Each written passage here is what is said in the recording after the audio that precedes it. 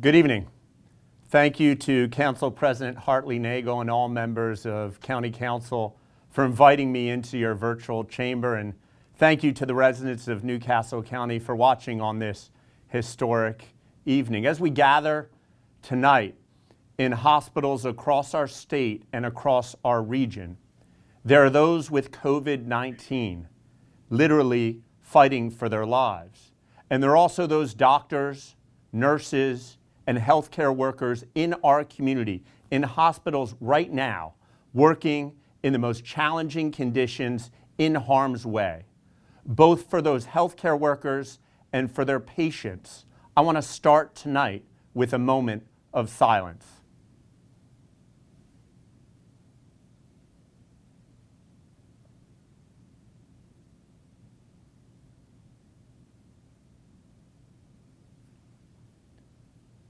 Thank you.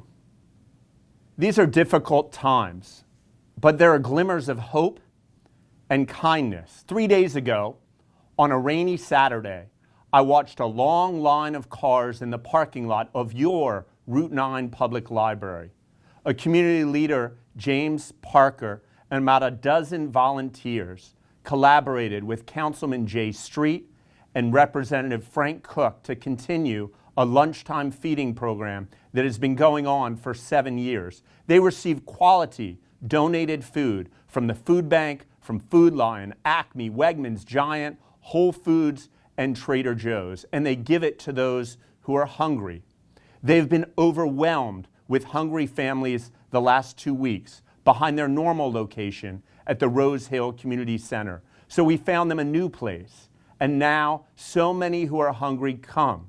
They stay in their cars literally every day to eat, receiving food from volunteers appropriately distanced, wearing protective gloves and masks. There are so many others out there, Dave Tiberi, Richard Pendek, and Senator Nicole Poore, collaborating with Christiana Care, Nemours, and others, connecting those contributing masks, gloves, and gowns to those on the front lines so they have the protective equipment that they need. Tonight, I deliver my budget address under extraordinary public health and economic circumstances. There's a novel coronavirus in our world, in our country, and in our community. There are already 156 individuals in our county alone who've tested positive for this virus. When you look around the country and the world, that number may not look too high. But 18 days ago, on March 13th, New York City had that same number, 156 positive cases.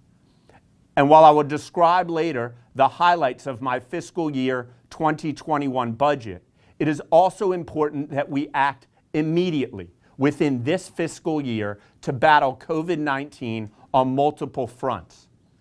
Fortunately, we have taken action to prepare us for this moment. Hard decisions made in the past 2 years to build our county tax reserves now give us access to resources to fight this crisis, to keep our communities safe, to protect the most vulnerable, to keep our county employees healthy, and to turn around our economic fortunes. We worked hard to enhance that reserve, doubling it to nearly $40 million in the past 18 months alone, so that it would be available in times of crisis. Now it is time to use it. I ask tonight for County Council's partnership to pass tonight 4 emergency ordinances. And I thank the numerous members of County Council who've reached out to help shape this comprehensive response effort. First, I propose $500,000 in rapid response funding, providing resources now for those who've fallen through the cracks of federal and state assistance. Last week, 2 funds were quickly organized thanks to the leadership of the United Way, the Delaware Community Foundation, Philanthropy Delaware, the Delaware Alliance for Nonprofit Advancement, and the Longwood Foundation. One fund is a rapid response fund to address immediate needs, particularly in low-income and vulnerable populations. Another fund is a strategic response fund to address the more long-term needs that arise from this crisis.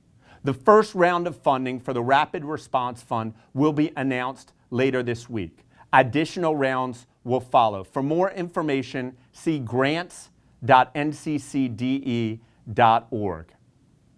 Second, I propose $500,000 in emergency rental assistance. Through a partnership with Governor Carney and the Delaware State Housing Authority, this funding will provide emergency rental assistance to families to help those among us who are most shelter insecure and at risk of homelessness. I ask for County Council's support to provide this program with up to $500,000. If you are in need tonight of rental assistance, please go to destatehousing.com. Third, I propose $1 million in emergency supply purchases. We will purchase personal protection equipment, test kits, technology, and any other supplies to keep first responders, all county employees, and county residents safe, healthy, and where possible, able to work remotely.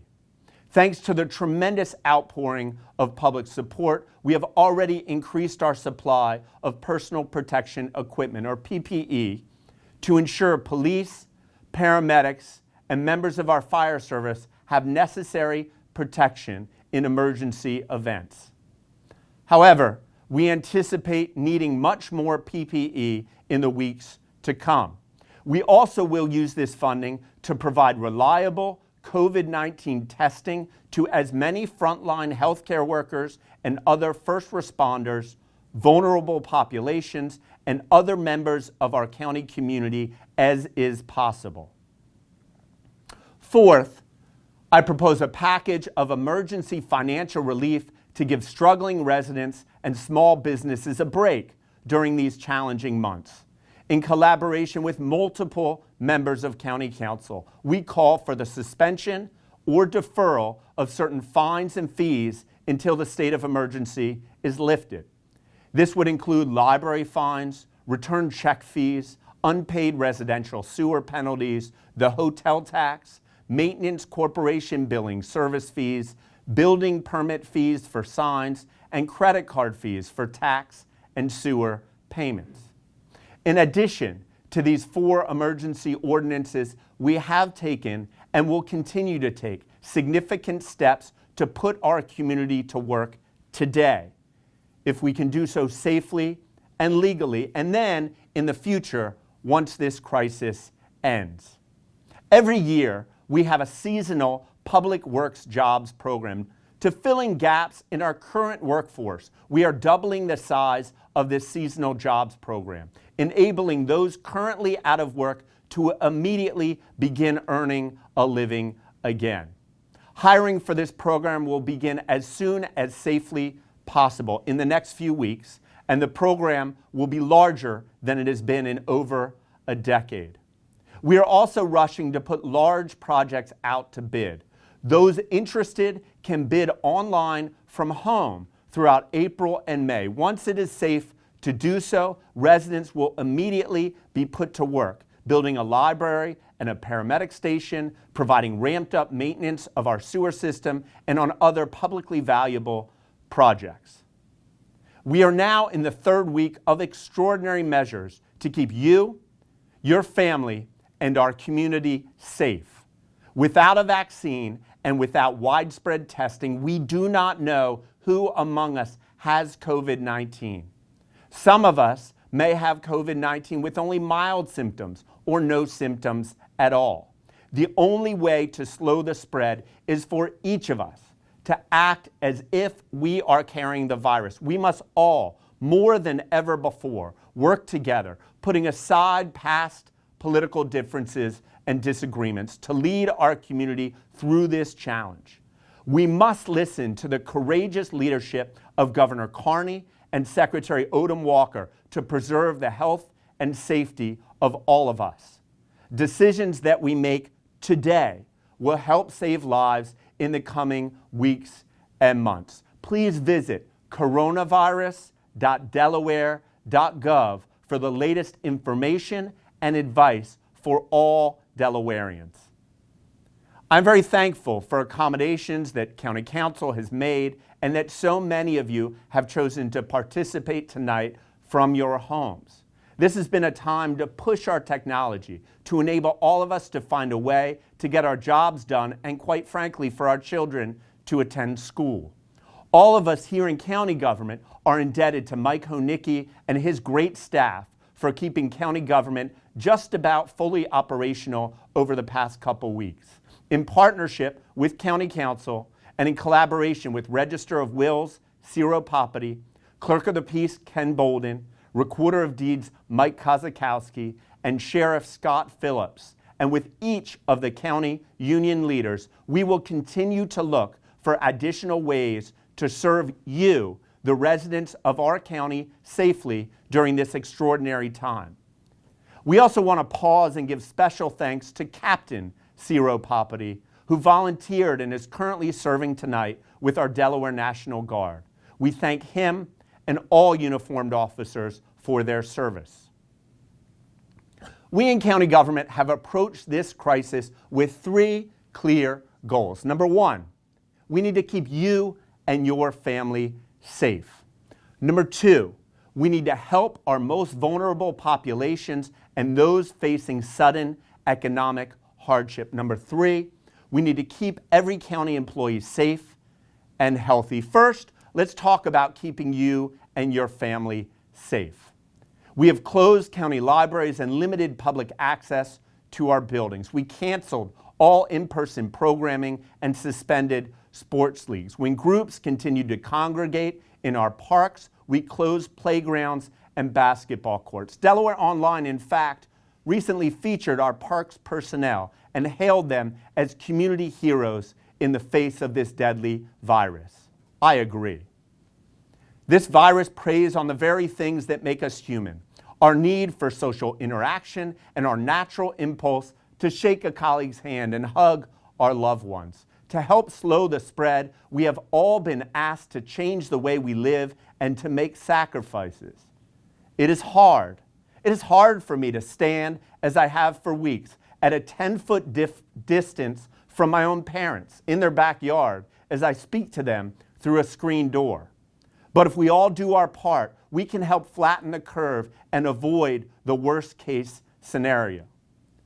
Information that is local, relevant, and accurate is vital as we face this invisible enemy. Dr. Tim Dowling, the director of UD Student Health Services, has been on the front lines of Delaware's fight against COVID-19 and did an extraordinary Facebook Live and podcast last week that I encourage you to watch or listen through our Newcastle County Facebook page or by Googling Pod County.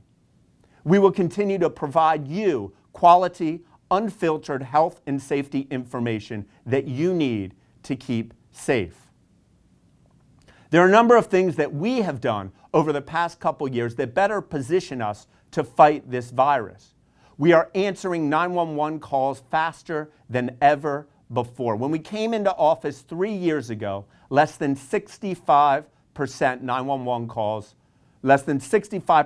of 911 calls were answered in 10 seconds or less. Today, because of investments in 911 and the tremendous work of Jeff Miller and his team, 92.34% of calls are answered in 10 seconds or less. 2 years ago, we did not have the resources to hire the paramedics that we needed. Thanks to a partnership with the state and a commitment of this county council, last year we hired our largest paramedic class ever. Last week, the first half of the class took the National Paramedic Certification exam with a 100% pass rate. And trust me, we are putting them right to work. We are one of the first counties in the nation to implement Video 911, which connects police, paramedics, or fire directly to the 911 caller's mobile video. This technology will further help prevent officers or others from entering a residence if not needed. Video 911 has been in the trial phase for the past few months and has received good reviews from first responders. Now, necessity, as we all know, is the mother of invention. Just as you're out there watching me tonight and doing FaceTime and video calls, it is time our first responders had access to these same 21st century tools. Now, I want you to think for a minute about our community just 3 weeks ago, the pre-COVID-19 world. People in our community were struggling then with homelessness, with joblessness, and with mental health and substance use disorders. In our new reality, so many of the problems that our communities face become far worse. How do you eat or get mental health or substance use assistance when no one can get within 6 feet of each other? How do you stay at home when you have no home? We need to be sensitive to the new reality for people facing these old problems. In this time of crisis, we are particularly focused on how to protect our most vulnerable populations. That's why, in collaboration with the City of Wilmington, with Carrie Casey's leadership from our Division of Community Development and Housing, we recently provided a couple of sanitary stations to our homeless population. Now, we know that more is needed. We remain very concerned about the possibility of an outbreak in any of the shelters or group homes in our county. In collaboration with the state and other municipal governments, we are actively pursuing programs that address these issues with the urgency that they deserve. We also realize, at a time when paying the bills has become even more difficult, a service like Wi-Fi is more important than ever. Now, let's be honest. Your children cannot go to school today if they do not have fast, reliable internet access. Yesterday, we launched NCC Online. At numerous public buildings and parks across our county, you can drive to the parking lot, stay safely in your car, and access free Wi-Fi. Please visit wifi.nccde.org to see specific locations and share this information with your friends and neighbors who may not be able to get online. This is a good time to remind you that the NCC Scholarship Program deadline is tomorrow night. That's $50,000 of scholarships up for grabs for New Castle County residents who will be attending higher education institutions. 10 years ago, I was sitting in a second-floor conference room as an American diplomat in a building in Mosul, Iraq. There was an explosion a few blocks away. I snuck a peek out the window. I saw the Iraqi masses frantically running from the explosion. And I saw Iraqi and American soldiers weaving through them, running toward the danger in the opposite direction. Today, those people running towards the danger are our healthcare workers and our first responders. There are over 600 first responders who proudly display the New Castle County Shield. They include our police officers, our paramedics, and our 911 operators. There are another nearly 1,000 members of our volunteer fire service. All of these first responders work around the clock, 366 days this year, protecting and serving our fellow New Castle County residents, even in the face of a deadly virus that keeps many of us at home. It is our solemn duty to protect and serve those who protect and serve us. As we hear stories of over 800 New York City police officers who've tested positive for COVID-19 and thousands more who are quarantined, officers in Detroit who have lost their lives to the virus, right now we are taking unprecedented steps to maintain and protect the health and safety of our first responders. Last Tuesday morning, we began taking the temperatures of all 911 center employees as they began their shifts. You are not allowed in our emergency communications center if you have any fever. By the end of this week, we will be taking the temperature of every county employee who reports to work at a county facility. If you have a temperature, you stay home. And we will continue to push not just for thermometer testing, but actual COVID-19 testing. It is vitally important that we learn of any virus carriers in our 911 ranks and among our first responders, so they can immediately be isolated and nursed to better health. We also have implemented strategic scheduling in all public safety departments so no two shifts overlap, which will limit the risk of spread among first responders in the unfortunate event of a positive test. We simply cannot afford to have large numbers of police officers or fire or paramedics or 911 operators unavailable to work. We will push together harder than ever for the best outcomes, but we will be prepared for the worst.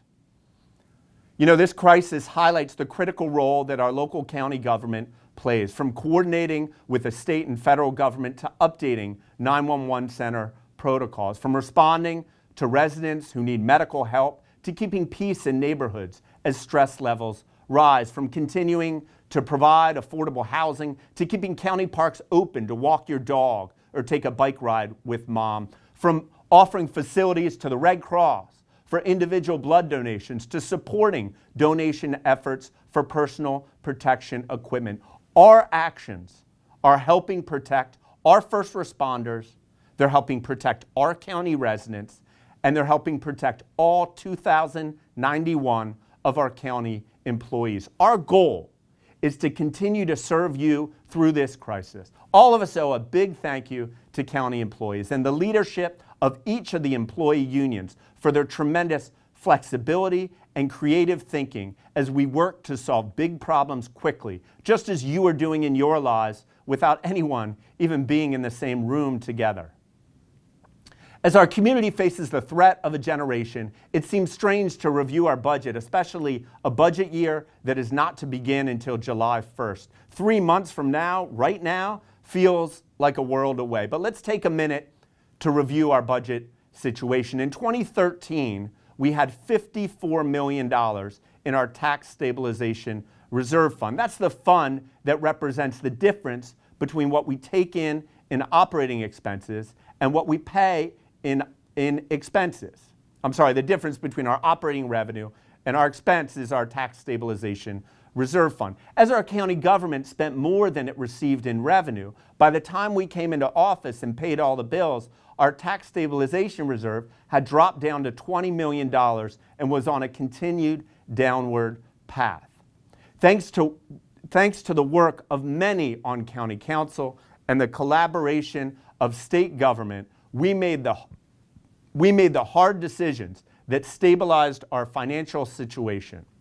We made it a priority to rebuild our reserve fund. As I mentioned, in the past 18 months alone, we have more than doubled our tax stabilization reserve to nearly $40 million. Those decisions of yesterday are blessings in this crisis.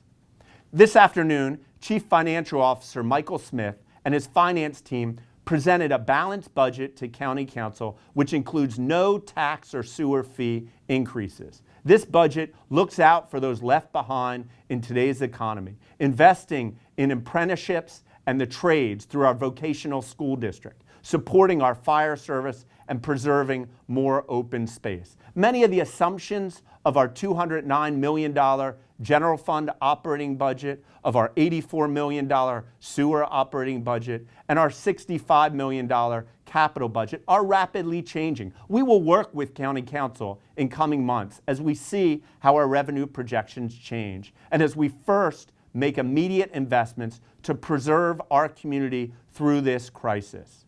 The full proposed budget is posted in the finance section of the Newcastle County Government website, and I encourage you to go look at it.